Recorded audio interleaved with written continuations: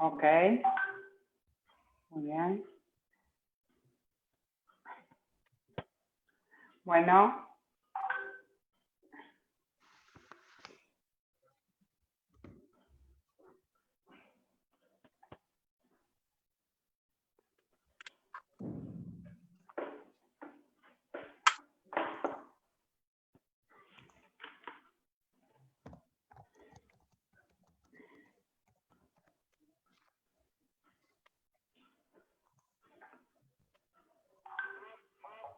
buenas tardes.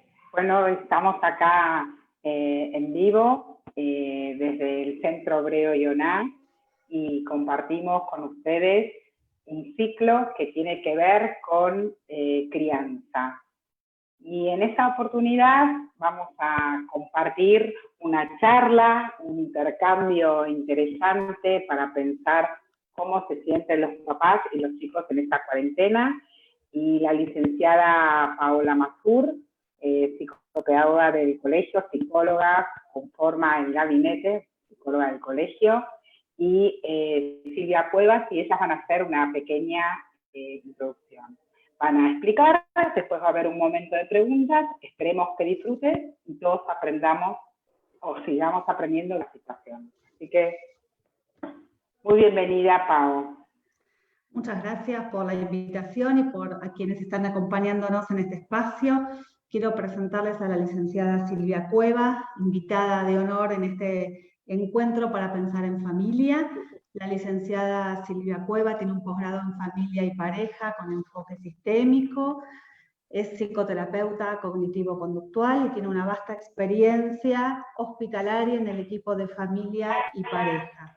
Y juntas vamos a compartir con ustedes un poco vivencias del quehacer familiar en cuanto a estos momentos tan particulares que nos toca vivir, pensar en cada familia como singular, con experiencias particulares, en contexto particular, y en un segundo momento, y para lo cual mientras vamos a ir escuchando la disertación de la licenciada Cueva, pueden escribirnos en el Facebook todo tipo de inquietudes, dudas, qué estrategias implementaron que favorecieron un buen desenvolvimiento y comunicación familiar y cuáles otras no tanto, para no repetir o para tener en cuenta y poder pensar en unos minutos, en un ratito, todos juntos. Entonces ahora sí le doy el pase a la licenciada Cuevas. Silvia. Bueno, buenas tardes en este día tan particular que es el Día del Amigo, así que me honra compartir este momento. Agradezco también a las autoridades del centro, Ioná, y bueno, a Paola, a una licenciada colega que me ha invitado, así que te agradezco enormemente y me honra compartir este momento. Bueno, vamos a charlar un poquito y como vos confirmaste, hablaste de que puede haber un momento de preguntas.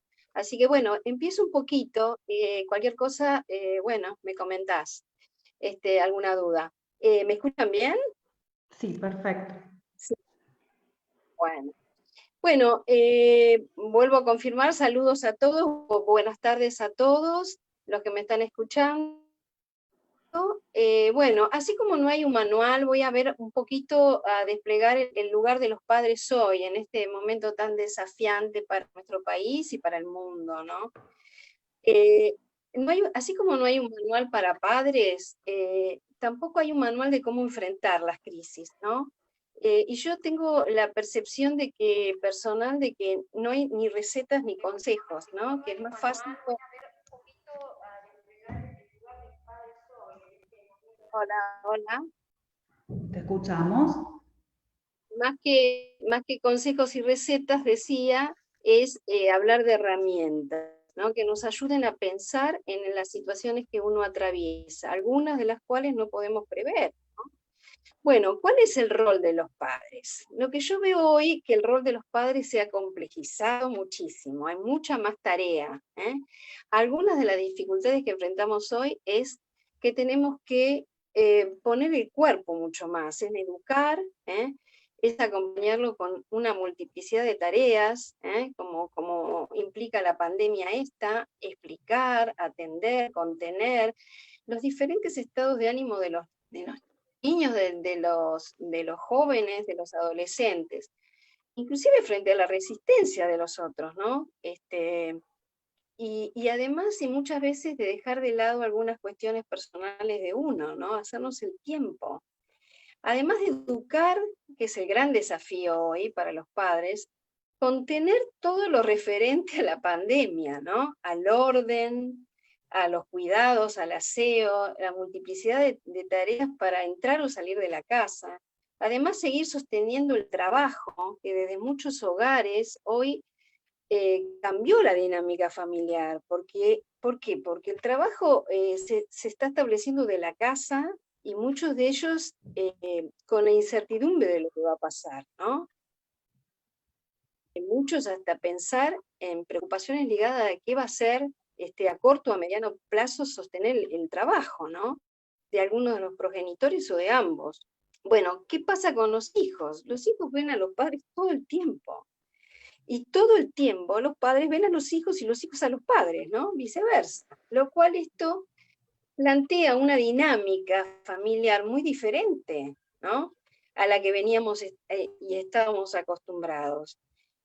A lo que se agrega que se comparten en el mismo lugar varias generaciones, ¿no? Si bien había una convivencia previa, hoy implica un desafío mayor. ¿Por qué?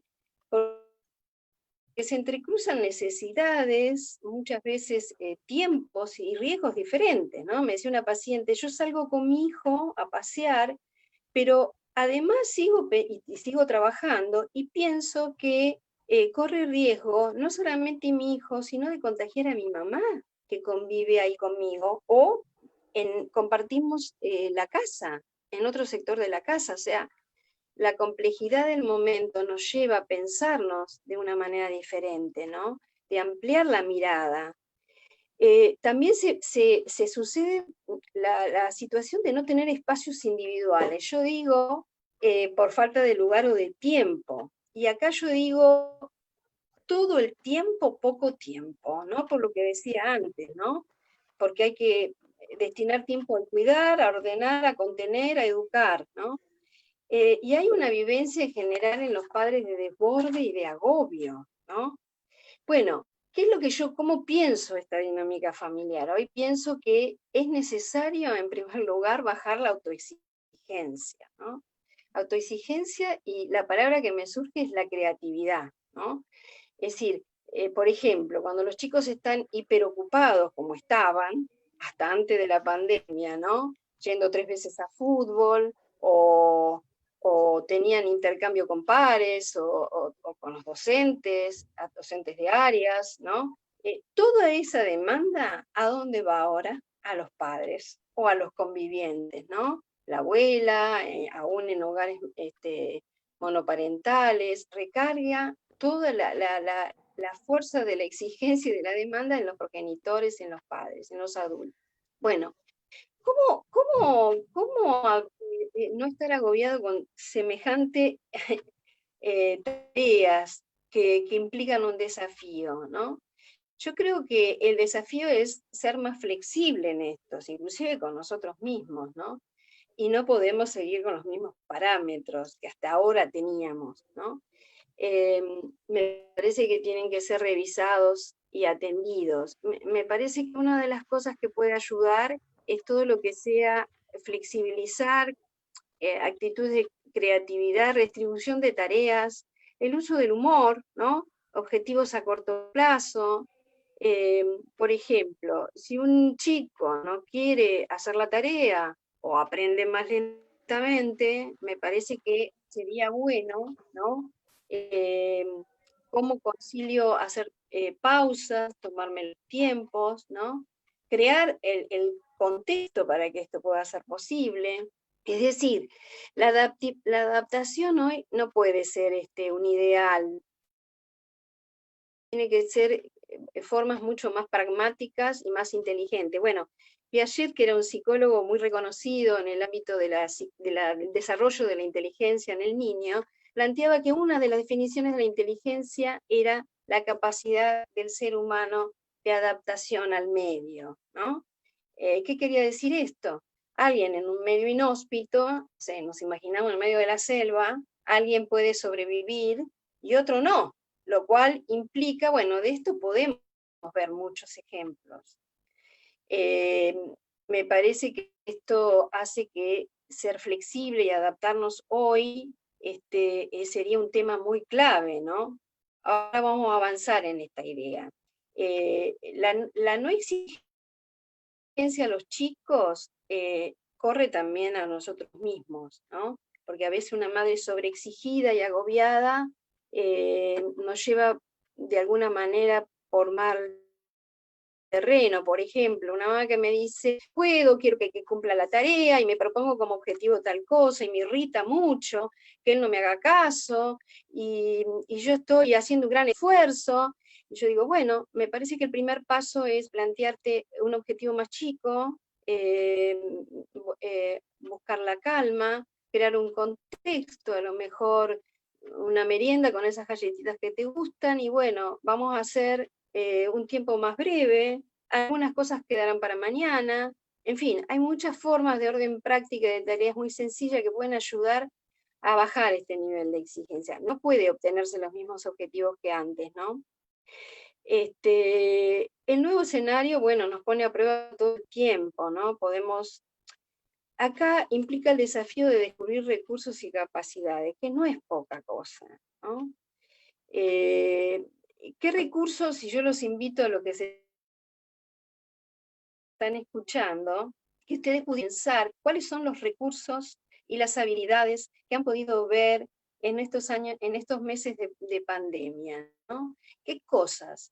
Alguien me puede decir, mira, Silvia, yo descubrí que esto, en esto puede ser hábil. Alguien me dice, empecé a trabajar en algo que no tiene nada que ver con lo mío y descubro que me gusta. ¿Sabes qué me gusta?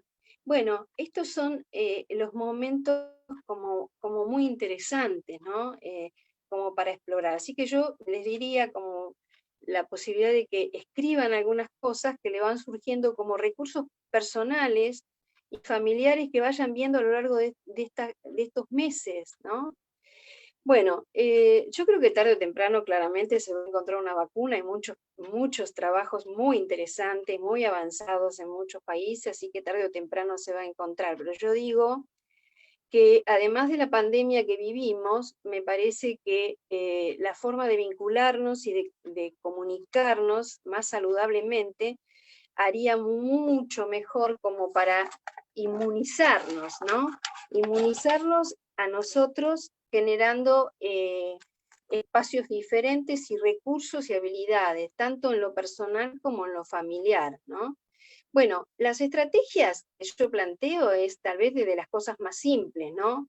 La necesidad de organizarnos a través de rutinas, ¿no? ¿Qué quiere decir esto?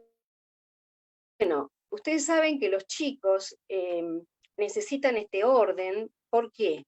Necesitan el orden de la escuela para organizarse, ¿no? Para organizarse, porque, bueno, en la etapa evolutiva, en el proceso de la crianza, el proceso evolutivo de la crianza, el organizarse con pautas claras, con rutinas, lo que hace es, le ayuda en la estructuración de la persona, desde el psiquismo del niño y del adolescente, del psiquismo de la estructura de la personalidad.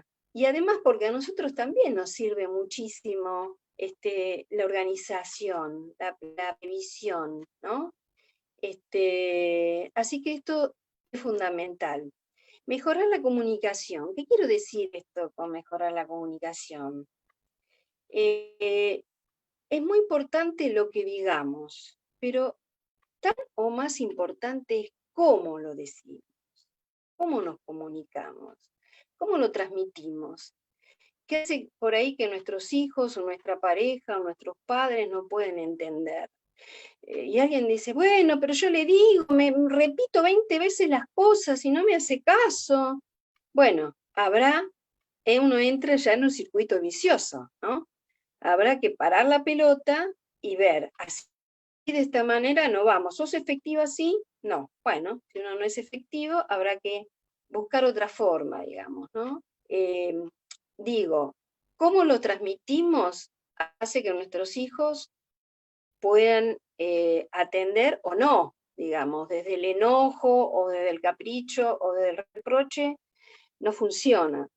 Hay que buscar y acordar el trabajo en equipo. Esto es fundamental, el trabajo de los padres, en el sentido de que si algún papá, por ejemplo, que es muy probable, se sienta agobiado, cansado, y no tiene ganas de ayudarlo a hacer la tarea o a bañarlos o lo que fuera, no tiene que haber solo una causa, ¿no? Así que es válido también esto, o pierde la paciencia, porque hay alguien que se presenta como muy desafiante o hiperactivo. Bueno, a veces yo digo, hay pequeños gestos, como puede ser un gesto, un guiño de la otra parte que hace, yo digo, pasar la posta, ¿no? Que el otro lo reemplace o lo asista, ¿no? Pero sin enojo, ¿no? Sin enojo, por supuesto es bueno acordarlo antes, ¿no? Sin enojo, aceptando, bueno, que somos humanos, que también nos pasan cosas, y en esto también bajar nuestra propia exigencia, y no desde el reproche, bueno, dale que vos no podés, dejá que lo agarro yo, vos sos una loca, no, así no, es yo te ayudo, ¿no? Mañana me ayudás a mí, ¿no? Y yo digo, qué rica experiencia esta para atravesar, ¿no? En la ayuda mutua. Esto tiene un condicionamiento en la dinámica familiar, increíble. Los tiempos, otra de las estrategias es respetar los tiempos individuales, ¿no? Acordado entre los adultos como un elemento sumamente importante. Los tiempos individuales no solo para los niños, porque es también necesario, sino que ellos tengan su propio espacio, su propio tiempo, ¿no? Cuando son un poco mayores está bueno negociar con ellos, ¿no? Mamá, ahora no tengo ganas de eso. Bueno, ¿cuándo te parece? Y acordar con ellos, ¿no? No pensar, no pensar, por ejemplo, solo si me sobra el tiempo me ocupo de mí. No. En el orden de prioridades también tengo que estar yo, ¿no? El adulto. Y me doy un tiempo, ¿no? Una paciente, yo le decía, ¿cuál es el momento más placentero tuyo del día? ¿Qué tiempo te das para vos? ¿Qué momento, aunque sea chiquito? Y ella me decía, mira, ya la forma en que me lo decía era placentero. Mira, a mí en estos tiempos que no salgo porque tengo mucho miedo, me siento en ese sillón de mi casa mirando por la ventana que me da el sol a la tardecita, me tomo un cafecito y me da todo el sol y veo matizado de todos colores los árboles de la puerta de mi casa, de los ocres, de los marrones, de los rojizos. Me encanta, Silvia, es un momento de placer, me encanta, ¿no? Bueno, desde lo más simple hasta otros momentos, ¿no? Hablar, como decía, expresarnos, es escucharnos, compartir y además agradecer. Che, qué bueno que me ayudaste, la verdad fue bueno esto, ¿no? Connotar positivamente estas cosas que van sucediendo. Y en esos momentos de la situación de círculos viciosos que se arman, es no más de lo mismo, ¿no? Es preferible hacer pausas, ¿no? Cambiar de foco, inclusive aprender a postergar, porque yo creo que nos cuesta mucho postergar, ¿no? No solo a los niños, que es lógico en su proceso evolutivo, ¿no? La inmediatez de la satisfacción es una característica en la primera infancia, pero también les pasa a los adultos. A los adultos nos pasa mucho. No, pero yo quiero hacer esto ahora porque después quería hacer otra cosa y me quería después dedicar a hacer una clase de Zoom. Bueno, vas a tener que cambiar el orden de prioridades, ¿no? Porque si vos lo haces así, vas a llegar a la clase estresada, nerviosa, agotada. No, hagamos un cambio, ¿no? Y creo que estas son pequeñas cosas que pueden ayudar a sortear estos momentos tan tan presentes en cualquier familia, pero con una cuota de agregado de estrés o de ansiedad, ¿no? Desmedida. Como decimos los terapeutas, la ansiedad, que va de la mano de la angustia, son sentimientos humanos y no está mal que estén, sino que depende de la intensidad, ¿no? De atravesar un límite. Por eso digo, en estos son momentos en que las emociones fluyen, ¿no? Sentimientos que tienen que están ligados al encierro y a la pandemia, ¿no? De ansiedad, bronca, frustraciones, desilusión, incertidumbre, impotencia, son todos descritos por las personas y las familias, ¿no? Nos dan cuenta de lo que nos van pasando, porque si uno, más que negarlo, los toma en cuenta, yo creo que hoy estamos mejor preparados para saber qué hacer con esos, o debemos estarlo, ¿no? ¿Qué pasa en la familia? ¿Qué sucede en la dinámica familiar de una familia, digamos, regularmente? Aprendemos muy tempranamente a vincularnos, ¿no? Aprendemos a comunicarnos muchas veces sin que esto lo registremos, ¿no? De lo que está, de este proceso, de lo que está pasando. Es decir, aunque digamos una cosa, puede que suceda otra, ¿no? Porque los chicos, más que de lo que le decimos, aprenden de las actitudes, de las formas, de los modos que las familias tienen. No es una cuestión peyorativa o negativa, sino que aprenden de cómo esa familia enfrenta o resuelve un problema, ¿no? Por ejemplo, las situaciones dolorosas, las pérdidas, los conflictos, también cómo afrontan las alegrías, las tristezas y sobre todo nuestra manera de comunicarnos. Una paciente me decía, Silvia, una paciente joven, yo no sabía que había otra forma, ¿no? Y ella refería a una familia que se comunicaba a los gritos y gritando y agrediéndose mutuamente, ¿no? Cuando ella empezó a madurar esto y a ver otras opciones, me dijo, bueno, creo que siempre hay un momento para poder cambiar cosas, ¿no? Es decir, lo que no se ve no necesariamente no está, solo que yo tengo que visualizarlo, ¿no? Nosotros como adultos y como padres traemos cosas de las crianzas, con estilos que repetimos en la dinámica familiar, en la manera de vincularnos con la pareja, en la manera de vincularlo con nuestros hijos. Esto no quiere decir que uno no pueda cumplir sueños o realizar cosas placenteramente, simplemente uno tiene que poder mirar aquello que a lo mejor no estuvo tan bien, ¿no? Por ejemplo, una paciente me dice, yo quiero que me ayudes a vincular a una paciente joven con mi hijita de 3 años. ¿Cómo hacer? No me puedo relacionar. Cuando habla de su historia, bueno, esto es muy positivo, ¿no? Cuando habla de su historia, su propia mamá había sido una hija abandonada.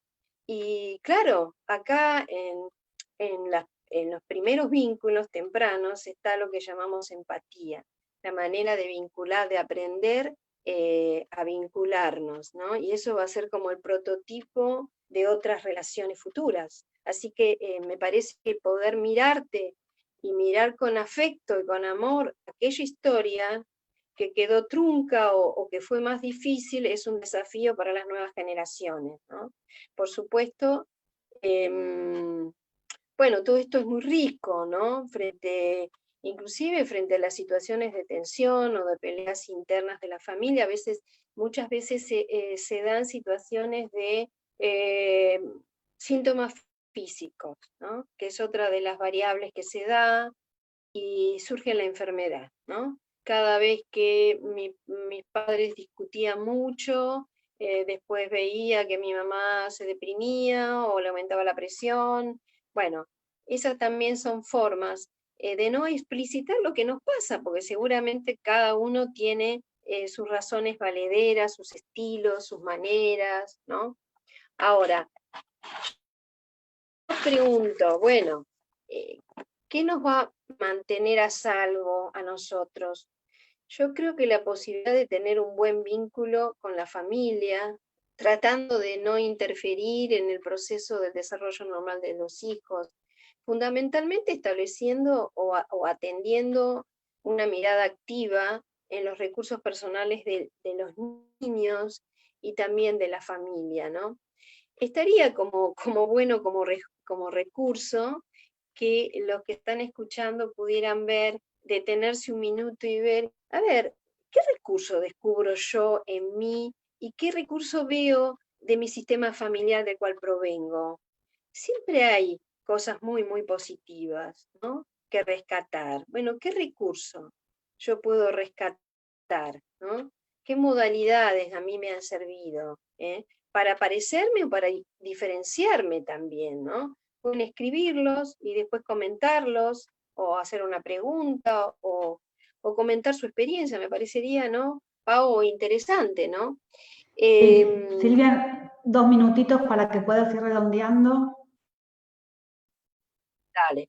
Bueno, el tiempo es difícil. Bueno, la pregunta es, por ejemplo, ¿cómo es la familia en la cual yo estoy, ¿no? Si es una familia que puede aceptar las diferencias, si es una familia empática, en la que pertenezco, si me permito yo ser tal cual soy, me permito expresarme, aunque no esté de acuerdo. Es una familia que puede tolerar, por ejemplo, un berrinche, una bronca, una angustia.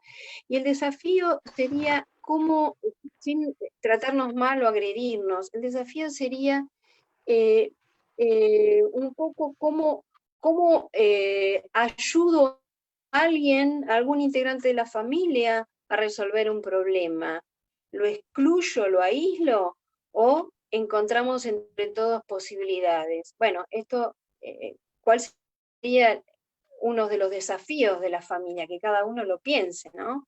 Bueno, hay mucho más para hablar, pero bueno, podemos hacer un intervalo. Gracias, Silvi. Quería agregar 2 cositas, 2 temas a lo que venías desarrollando. Hablaste de ser creativos, ¿no? Y uno de los grandes temas que nos trae esta pandemia, esta situación puntual, es enfrentarnos con el tema de la enfermedad y la salud.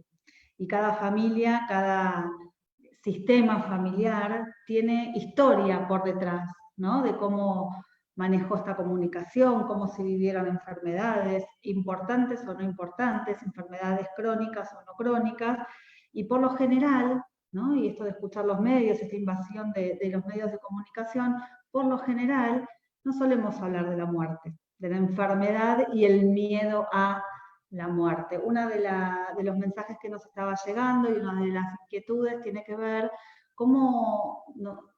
qué sugerencias o cómo hacer de este tema de la enfermedad algo más habitual, sin generar angustias, sin generar miedos que no podamos contener de modo saludable, pero como un tema de la realidad, ¿sí? Donde nuestros hijos conversan con sus compañeros, donde nos escuchan hablar, donde escuchan las noticias.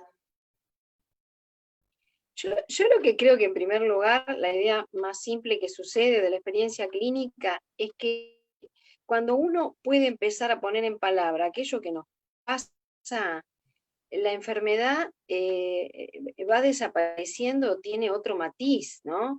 Una paciente me dijo un día: Silvia, yo siento que respiraba a través de mi asma. Cuando uno pudo expresar, qué paradoja, ¿no? Se ahogaba y después del ahogo ella se sentía relajada. Cuando alguien puede entender y poder decir lo que la enfermedad no, a través de la enfermedad, digamos, está bloqueando, ella está expresándose a través del cuerpo. Es decir, sería encontrar formas más sanas y más saludables que no sea a través del cuerpo. El cuerpo mediatiza, el cuerpo es sabio, dicen, expresa aquello que nos pasa. Bueno, es encontrar formas más sanas, pero ¿qué me pasa a mí? ¿Por qué siento que me pasa esto, no? Bueno, no nos vayamos demasiado lejos, digamos. Cuando uno está muy contracturado, tenso, se nos tensa el cuerpo, la cervical, si uno aprieta las manos, un ejercicio muy práctico, y lo suelta, uno nota el paso de la tensión. Esto pasa con nuestro cuerpo cuando afrontamos situaciones de estrés, por ejemplo, ¿no? O cuando hay situaciones de dolor, ¿no? Es difícil encontrar una generalidad, pero alguien me dice: nadie me habló de la pérdida de mi abuelo, o yo no sabía que tenía un hermano fallecido. Bueno, son cosas que en el seno de la familia no se lo hacen desde el amor, ¿no? Y desde el concepto de evitar el sufrimiento, pero creo que hay muchas maneras de verlo, ¿no? Que a veces evitando no siempre es la mejor opción.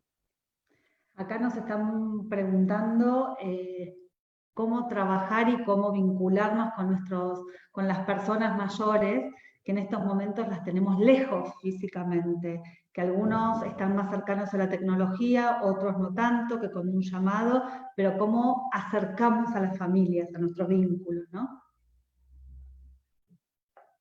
Mira, fundamentalmente desde el afecto, ¿no? Desde todas las formas posibles. Si hoy no tenemos el contacto directo, y yo creo que a través del llamado, de la cartita de los nietos, de la demostración de afecto. Una paciente me decía, mira, yo hice el budín que a mi abuela le gustaba y se lo llevé en un remis y se lo di, con todas las precauciones necesarias. Yo creo que es como un bálsamo, como un cariño, escribir una carta. Creo que son momentos, mirá lo que digo, también muy ricos para hablar de la historia familiar. Abuela, contame, ¿cómo fue la historia del abuelo? A mí me parece que se amplían los horizontes, nos da una mirada diferente de la familia. Mirá el abuelo, de dónde vino, qué fortaleza, qué bueno, ahora lo entiendo de su silencio.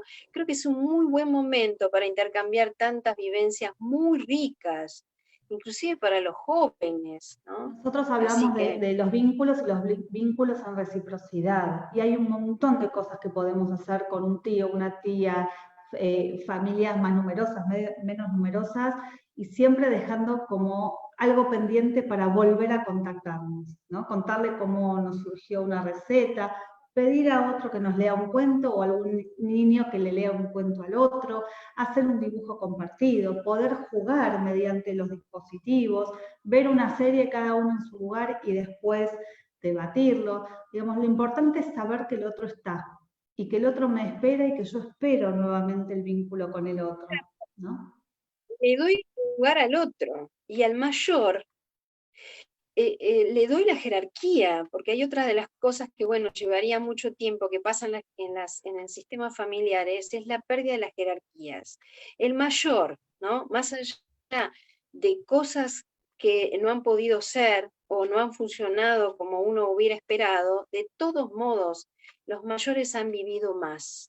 Y hay toda una experiencia muy rica y está bueno escucharlos, aún para hacer la torta de otra manera, pero está bueno, che, ¿cómo la hacías vos, no? Así que las familias guardan muchas historias, muchas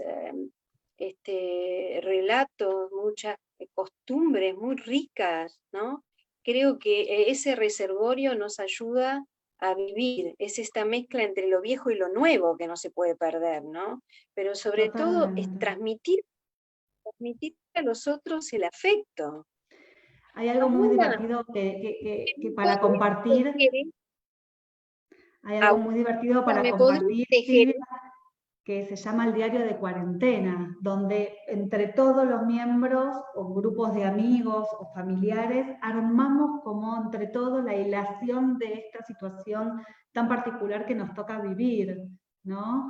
Tenemos en los mensajes que nos van llegando abuelas, tías, que van contando esto, ¿no? Entrelazar mediante un discurso compartido. ¿Sí? Sí, me parece muy rico. Es más, estoy escuchando a algunos que están haciendo investigaciones sobre sus genogramas. Y a mí me parece también muy interesante, ¿no? Del origen del apellido, de dónde venían. Así que me parece que todo es una experiencia muy, muy rica, ¿no? Inclusive de los padres, me decía, tuve un paciente muy simple, muy cortito, que me dice, nunca, no tengo contacto, muy poco con mis hijos porque estoy todo el día afuera y ahora trabajar de mi casa, y me fui a caminar con mi hija y descubrí un momento de placer. Me iba caminando hacia juego de veo veo y otras a comprar pinturitas y crayones, porque yo le pregunté cuál digamos, ¿qué podría rescatar de un buen momento? Y me dijo esto, ¿no? Lo que había visto y estaba como asombrado de haber hecho tan simple. Sí. Acá nos preguntan cómo conviven la flexibilidad y los límites. En estos momentos donde a veces queremos ser tan rígidos, en otros no podemos. Sí, a mí me parece que la rigidez un poco la correría, ¿no? Porque la firmeza con los límites, ¿no? Me parece que la firmeza, por un lado, para poner límites, la flexibilidad tiene que estar más en el pensamiento, pero yo pongo el límite, si es ahora no, digamos, sobre todo en muchas situaciones que ameritan poner el límite, ¿no? Con un puber, con las salidas, con los desbordes, pero la flexibilidad que están en nuestra cabeza, no en el límite que pongo. Al puber de que ponerse firme en determinados momentos. Bueno, o con el más chico hay que bañarse, ¿no? Y punto. En todo caso puedo flexibilizar, mirá, te doy 20 minutos. Con el mayor es diferente, ¿no? Tengo que un poco negociar, ¿no? Paola, ¿qué pensás? Totalmente. Y seguir sosteniendo estas cuestiones de jerarquía y autoridad dentro de la familia, que esto es sumamente necesario y Sí, saludable para la conformación. Y quiero agregar algo que estoy leyendo y que me parece importante, claro, que hablaban de momentos pero de vivir. ¿Sí, Silvia? sí, pero perdón, flexibilizar nuestra manera de pensar el problema, que me va a llevar a actuar, pero no tiene con que ver con flexibilizo los límites y soy blandito, o débil, o ambiguo. No. Lo que es no, digamos. ¿Se entiende? Exactamente. Se entiende, se entiende. Acá están haciendo mención también a la importancia en estos momentos de vivir solidariamente y ayudar en la familia. Este tema de ayudar que salió varias veces. Pero por otro lado, también nuestros hijos están siendo educados en esta cuestión de la libertad y la expresión de género, donde poder intercambiar y escucharlos y hacer de funciones y roles familiares cuestiones dinámicas son espacios de mucho, mucho, mucho crecimiento y descubrimiento. Sí, esto es algo importante. ¿Qué, Silvi? Sí, totalmente me parece que, pero la solidaridad empieza también por casa, ¿no?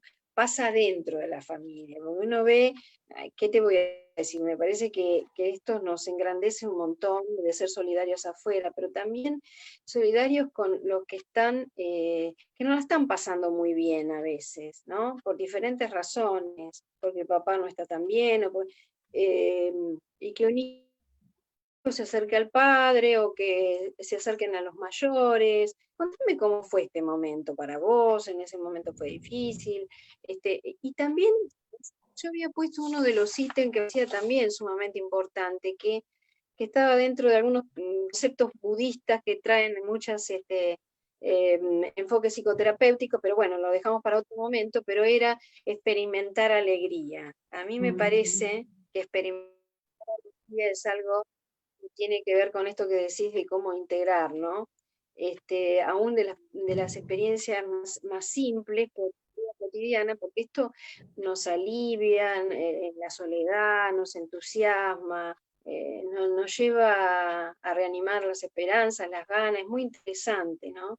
Es como ver el vaso vacío medio lleno, tener un enfoque positivo, ¿no? También, por ejemplo, Totalmente. no es lo mismo, no es lo mismo que venga alguien en el colegio y le diga, ¿qué te puso la maestra? Decime la nota, o decir, ¿qué fue lo mejor que te pasó hoy en el colegio? Es como aprender a pensarlo de una manera diferente, y el chico se puede quedar pensando, ¿no? Y un amiguito me invitó a un alfajor. Genial, ¿no? Nos ayuda a pensarnos. Y eso sería bueno que también lo implementemos nosotros, ¿no? ¿Qué es lo mejor que me pasó hoy? Tarea para el hogar, que me pasó, lo mejor que me pasó hoy, mi hijo, lo mejor que me pasó hoy a mí. Y por ahí decís, mira, hablé con la vecina y me dijo, me encanta hablar con vos porque tenés una sonrisa. Bueno, ya me ayudó, ¿no? Poder hacer Estoy ese tirando registro un de ejemplo momentos nomás simple. difíciles, ¿Qué fue lo siempre mejor? tenemos cosas positivas que rescatar, ¿no? Ejemplos como lo que vos nos dabas recién y lo que estoy leyendo, también que comparto que los chicos aprendieron también a comunicarse no solo con sus familias, sino con los vecinos, esto de llevarle una empanada a una persona que sé que está viviendo sola, o preguntarle cómo está, tocarle el timbre cuando mi mamá o mi papá o alguien mayor sale a comprar y poder preguntarle. Esta cuestión de ejercitar y vivir la solidaridad. Esto que desde el colegio, desde las familias educamos en valores, bueno, vivirlo y experimentarlo en estos momentos complejos me parece que deja muchísima enseñanza. Me parece que cuando se habla de estos procesos, había alguien que decía gracias por lo que hiciste por mí, un viejito que decía gracias por lo que hiciste por mí, y esta persona joven le dijo, no, yo te doy las gracias, ¿no? Porque a mí me hizo muy bien poderte ayudar a vos, ¿no? Creo que todos aprendemos, y es esto de la empatía, ¿no? Que podemos desarrollar en estos momentos, ponerte en los zapatos del otro, ¿no? ¿Qué le pasa al otro? Lo aprendemos en la familia. Totalmente. Y quiero volver a algo que vos, Silvia, decías antes también, en esto de reconocer y darnos cuenta de nuestras emociones, y también la de las personas con las cuales convivimos o nuestros hijos, ¿no? Nuestros hijos vivencian las cosas similar a nosotros, no igual.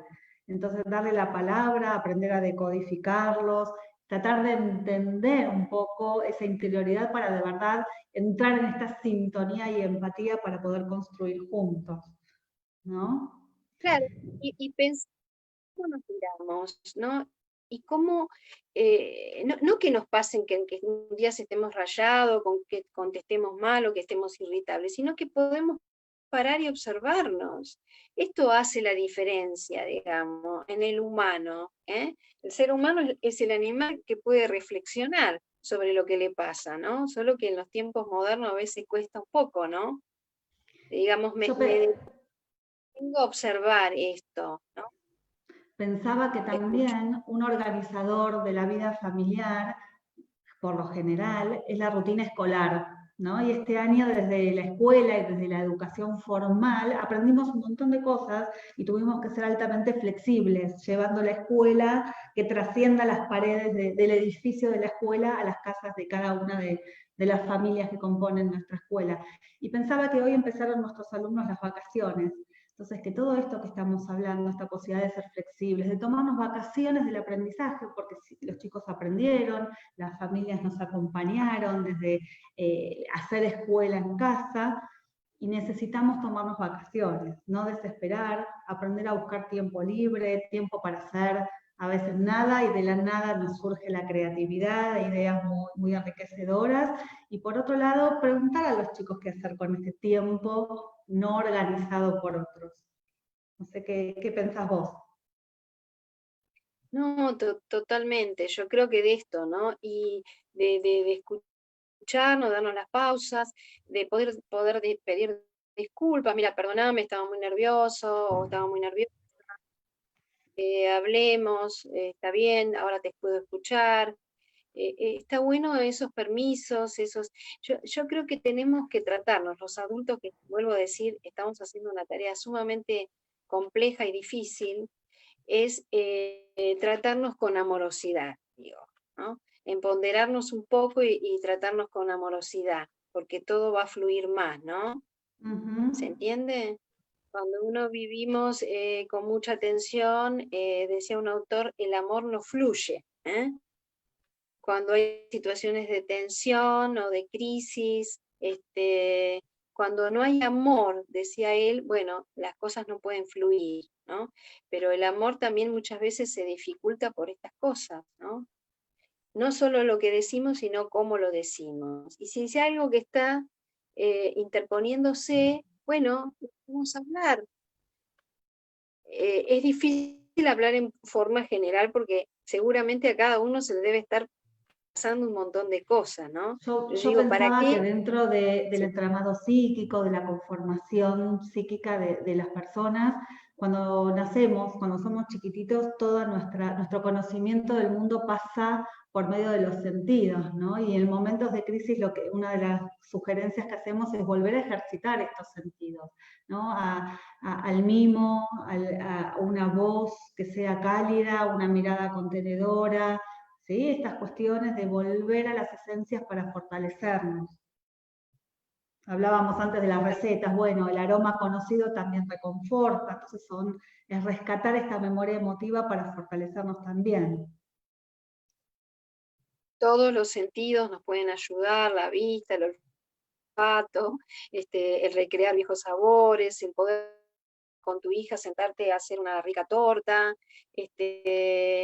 me parece, ¿no? O llamar por teléfono a alguien. Creo que son todas formas de mimos y de recrear, que en realidad, ¿qué es lo que está expresando? Está expresando afecto, está expresando vos me interesás, yo contá conmigo, me hago un mimo, te hago un mimo a vos, y bueno, dale, contame qué te pasa, porque yo digo, ¿quién no se ha encontrado alguna vez en una situación yo digo, de entrampe, de encierro, y de decir, no sé cómo resolver esto, estoy desesperado, y alguien dice, bueno, es como si me estuviera ahogando en un vaso de agua, y a veces la realidad está ahí y no la veía, o alguien que puede preguntarle comentario en una vecina o el almacenero y decís, no, porque tengo un problema, qué sé yo, no sé, ¿por qué no haces tal cosa? No sé si alguna vez le pasó a alguno que está escuchando, ¿sabes que no se me había ocurrido? Si alguna vez a alguien se le planteó una cosa así, y ahí tenés un encuentro con el otro, ¿no? Y también al revés, aprender y darnos la posibilidad de estar con uno mismo, ¿no? Esta cuestión de la intimidad, si es que estamos con otros o los que vivimos solos, aprender y encontrar el mejor modo de estar con uno mismo. Y si estamos con muchos o en familia, aprender que hay momentos que quiero estar sola y necesito armar esos espacios de intimidad. Y que está bueno enseñar al otro, que el espacio de intimidad requiere un permiso para entrar, un ratito de orden y de alejarme, pero son momentos también altamente necesarios. Que a veces es necesario acordar con el otro, porque si uno está compartiendo un espacio y un tiempo, decís, mira, yo voy a hacer la comida, un ejemplo, pero después me voy a estar con mi computadora o voy a escuchar música. Bueno, dale, porque es un tiempo que yo voy a acordar necesariamente, porque el otro también tiene deseo de tener un espacio. Dale, y después en todo caso yo me voy no sé, a hablar con mis amigos. Bueno, dale, es decir, es como me cuido y los cuido sería, ¿no? Tomamos en Respetar cuenta que se aprende y se enseña, ¿no? El estar encima y el dejar al otro tiempo y saber que el otro está en otro ámbito de la casa, que yo puedo jugar solo, ver una serie. Exacto, y porque en el tiempo de cuidar la intimidad, la privacidad y estar bien yo, voy a estar mejor con el otro. No es un pensamiento egoísta, es exactamente lo contrario, ¿no? Si yo estoy bien, voy a poder salir, digamos, de una manera diferente, ¿no? Voy a estar como empoderada, como aliviada, como más tranquila, ¿no? Eso. Una de las cosas que también nos transmiten acá en el chat es esta cuestión de que en esta situación que vivimos de pandemia, de aislamiento social, de estar lejos, hacemos historia, con aciertos y con errores, hacemos historia, estas son experiencias nuevas. Entonces poder, como decíamos antes, ser conscientes, respetar, poder pensar en que no nos sale tan bien para poder modificarlo, volver a intentarlo. Sí. Totalmente. Yo Respetar la creo que la individualidad de riqueza, cada uno. y además la riqueza de que no pasa nada si uno comete errores, digamos, que los errores también, si uno se para y dice, bueno, a ver, ¿de qué aprendí? Yo creo que los únicos aprendizajes valederos son de los errores, ¿no? Uno aprende a hacer una cuenta cuando uno se da cuenta del mecanismo como comete el error. Ahí aprendes más, ¿no? Escuchar otras miradas. Totalmente, y saber que necesitamos de ese enojo y de esa frustración, porque la frustración es inevitable, hay que aprender a transitarla, a vivir con esto y fortalecernos y buscar modos para seguir avanzando. Nosotros, nuestros hijos, nuestros conocidos, ¿no? Aguantar y poder reconocer en nosotros mismos esos momentos para poder avanzar, aprender, crecer. Bueno, de las neurociencias, una vez escuché gente, pensadores de las neurociencias, que decían, ¿no? Cuando una persona, un joven va a poner poder adaptarse mejor a su medio laboral en el futuro y ser más competitivo, es aquel que haya atravesado algunas situaciones de frustración, ¿no? De que no fue todo 10, todo excelente, sin fracasos, sin frustraciones, que esto no solamente se decía, pero se comprobó a través de algunos trabajos muy interesantes de las neurociencias que plantearon de que el éxito estaba determinado de esa manera. Uno era más competitivo, aquel no que había sido brillante, sino aquel que había tenido algunos pequeños fracasos. No es que estoy diciendo que es necesario fracasar, digo que si uno pasa por esas situaciones y aprende, ¿se entiende lo que digo?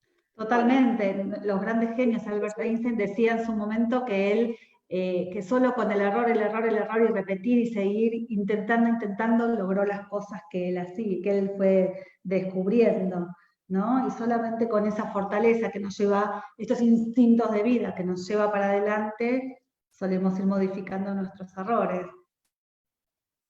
Totalmente, ¿no? Bueno, no sé si querés que diga algo más. ¿Alguna pregunta? Acá estoy leyendo generar situaciones que decíamos antes, situaciones de creatividad, alegría, poder generar contextos de aprendizaje, ¿sí? Aprendizaje significativo. Aprendizaje significativo. Abrite el micrófono, Silvi. Ahí va. Sí, perfecto. Quiero agradecer profundamente a Silvia por sus aportes, por las ideas. Uno siempre está como recalculando todo el tiempo al Centro Breo y ONA y a todos los que participaron por este ciclo que continúa, entiendo, el lunes que viene a las 19. Y bueno, y ahora me gustaría que Pau pueda cerrar y decirnos unas palabras. Bien. Cuando pensábamos este espacio tenía que ver con compartir nuestras vivencias en estos días, pensarnos en la expresión emocional y en esta cuestión de pertenecer a una comunidad, pertenecer a un colegio, pertenecer a una familia, como empezamos diciendo, en contexto particular, pero en una familia singular, con su historia, con sus modos de afrontar, con experiencias singulares que no queremos repetir y con otras experiencias singulares que repetimos y nos van fortaleciendo, y compartirlas nos hace crecer juntos para afrontar de mejor modo esta pandemia o esta experiencia vital que dentro de unos años formará parte de la historia. Agradecerles enormemente nuevamente a la licenciada Cuevas el haber aceptado esta invitación, agradecer enormemente el acompañamiento de cada uno de ustedes en este encuentro, invitarlos, como dijo la directora de la escuela, al próximo encuentro de la semana próxima para seguir pensando, reflexionando todos juntos y crecer con experiencias significativas. Así que desde ya muchas gracias y nos vemos pronto.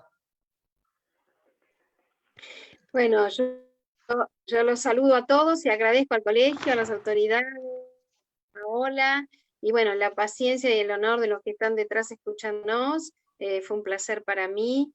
Es un tema como para más que nada abrir puertas y poder seguir pensándonos, ¿no? No es un tema que se cierre, es un tema muy amplio, así que bueno, es un gran desafío el que enfrentamos en este momento inédito de la historia, ¿no? Que también deja muchas cosas positivas, seguramente. Seguramente que sí, y todos aquellos que quieran o que se hayan quedado con alguna inquietud, queda abierto el espacio de IONA para lo que necesitan. Muchas gracias. Un placer. Chao.